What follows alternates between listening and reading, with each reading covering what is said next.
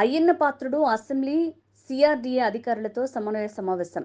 ప్రస్తుతం నిర్మాణంలో ఉన్న ఎమ్మెల్యే, ఎమ్మెల్సీ క్వార్టర్లు ఎప్పటిలోగా పూర్తి చేయగలరని సిఆర్డీఏ అధికారుల్ని assembly speaker CH Ayyanna Patrudu అడిగారు. శుక్రవారం అసెంబ్లీ కమిటీ హాల్లో సిఆర్డీఏ అసెంబ్లీ అధికారులతో ఆయన సమన్వయ సమావేశం నిర్వహించారు. ఈ సందర్భంగా ఆయన మాట్లాడుతూ ఎమ్మెల్యే, ఎమ్మెల్సీ క్వార్టర్ల భవనాలను ఎప్పటికీ పూర్తి చేసి ఇవ్వగలరు అని అడిగారు. అలాగే అసెంబ్లీ భవనంలో లీకేజీలను అరికట్టాలని ఆదేశించారు. ప్రస్తుతం మీడియా పాయింట్గా ఉన్న ఎనెక్సా భవనంలో లైబ్రరీ కమిటీ చైర్మన్లకు ఛాంబర్ల ఏర్పాటుపై సమీక్షించారు. అందరికీ నమస్కారం అండి.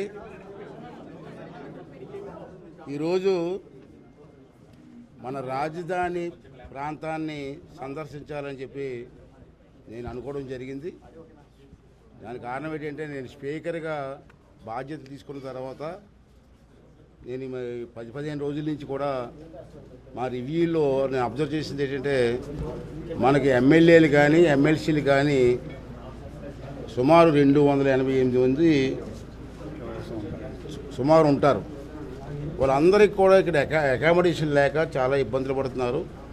ఏదో చిన్న చిన్న హోటల్లో ఉండడం, రావడం, మీటింగ్లు రావడం, వెళ్ళడం జరుగుతుంది. అంచేత ఆల్రెడీ చంద్రబాబు నాయుడు గారు మంచి బ్యూటిఫుల్ ప్లాన్ చేశారు. ఇవాళ చూశాను, ఫస్ట్ టైం రావడం. నేను ఇంత ముందుకు వచ్చాను కానీ రోడ్డు మీద వెళ్ళిపోయాను. నేను ఒక స్పీకర్ హోదాలో ఫస్ట్ టైం రావడం జరిగింది. చాలా బ్రహ్మాండం కట్టారు. టవర్స్ 12 టవర్స్ 12 టవర్స్ ఉన్నాయి. ఒక్కో టవర్ ఒక్కొక్క ఫ్లోర్లో 2 రూమ్స్ తప్పని సుమారు 288 క్వార్టర్స్. ఇది చూశారు ఇలా. చాలా నేను హైదరాబాద్లో కూడా 83 నుంచి ఎమ్మెల్యేగా ఉన్నా. 42 సంవత్సరాల నుంచి ఎమ్మెల్యేగా ఉన్నాను. హైదరాబాద్ లాంటి సిటీలో కూడా ఇంత బ్రహ్మాండమైన క్వార్టర్స్ లేవు ఎమ్మెల్యేలకి. చాలా బ్రహ్మాండంగా ప్లాన్ చేశారు ఆ రోజు చంద్రబాబు నాయుడు టైంలో.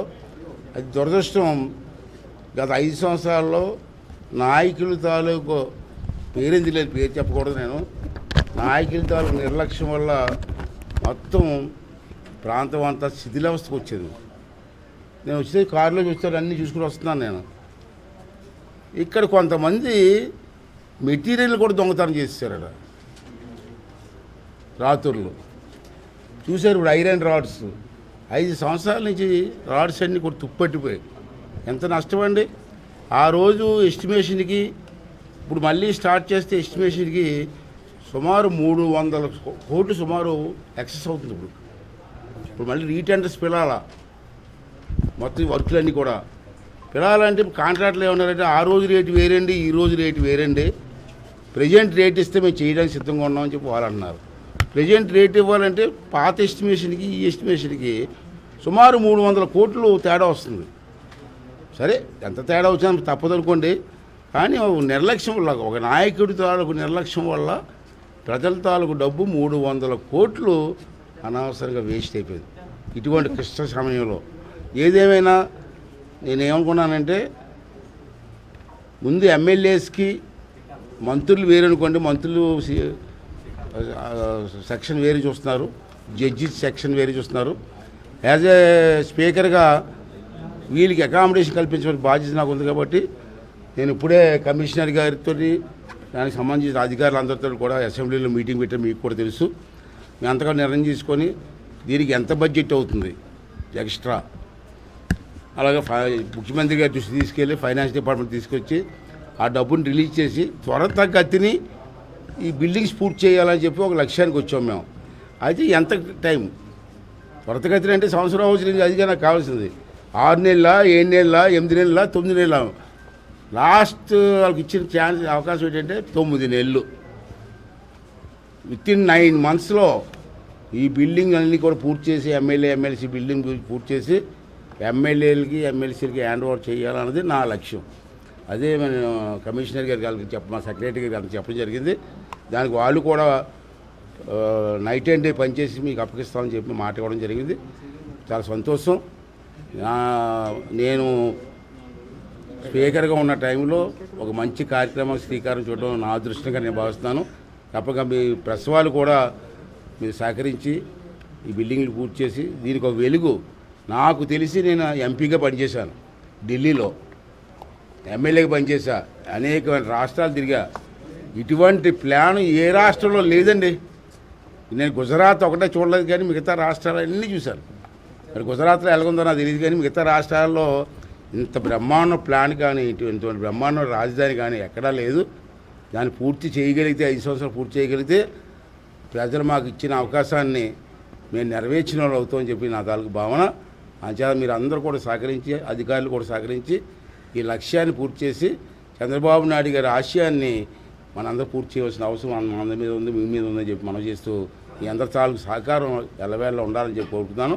అలాగే అసెంబ్లీలో మీటింగ్ అయింది.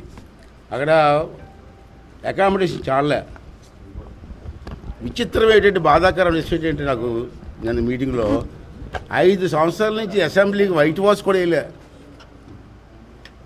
పవిత్రమైన అసెంబ్లీ, రాజ్యాంగపరమైన అసెంబ్లీకి వైట్ వాష్ లేదా. ఏమంటే 5 సంవత్సరాలు డబ్బులు ఇవ్వలేదు అన్నారు. ఈ అసెంబ్లీకి కూడా డబ్బులు ఇవ్వకపోతే ఎవరికి చెప్పుకుంటారండి, ఎవరితో మాట్లాడతారండి? అంటే ఇప్పుడు మన కమిషనర్ గారిని అడిగి ఇమీడియట్గా వైట్ వాష్, వర్షం పడితే లీకేజీలు ఉన్నాయి. అది పక్కన బిల్డింగ్ చూసాం, పక్కనే ఆ బిల్డింగ్ కూడా ఎనెక్స్ బిల్డింగు. ఆ బిల్డింగ్లోనేమో ప్రెస్ వాళ్ళకు మీడియా పాయింటు, మంచి లైబ్రరీ. నా ఉద్దేశం ఏంటంటే, హైదరాబాద్లో లైబ్రరీ ఉంది. నేను మొట్టమొదటి ఎమ్మెల్యే 83లో అయ్యా. అప్పుడు నాకు అసెంబ్లీ తెలియదు, రూల్స్ తెలియదు, ఎలా మాట్లాడాలో తెలియదు నాకు. 83లో నేను లైబ్రరీలో కూర్చొని గంటలు చదివాను. నేను పూర్వం పెద్దలు గౌతు లచ్చన్న గారు అటువంటి పెద్దల తాలూకు స్పీచెస్ అన్నీ లైబ్రరీలో ఉన్నాయి. అవన్నీ చదివి 30480, 0/80 ఇవన్నీ నేర్చుకున్నాను. అటువంటి లైబ్రరీ మళ్ళీ ఇక్కడ మన అసెంబ్లీలో ఉండాలన్నది నా భావన. అది కూడా హాల్ కూడా తయారు చేయమన్నాం, పైనేమో రూమ్స్ కూడా తయారు చేయమన్నాం. అలా క్యాంటీన్ ఒకటి మనకే కాదు, ఎమ్మెల్యేలకి కాదు, పబ్లిక్ ఎవరు వచ్చినా సరే క్యాంటీన్లో దూరంగా వెళ్ళకుండా అక్కడ ఒక టిఫిన్ సెక్షన్ కూడా ఏర్పాటు చేయమని చెప్పడం జరిగింది. ఇవన్నీ కూడా మాడిఫై చేస్తున్నాం.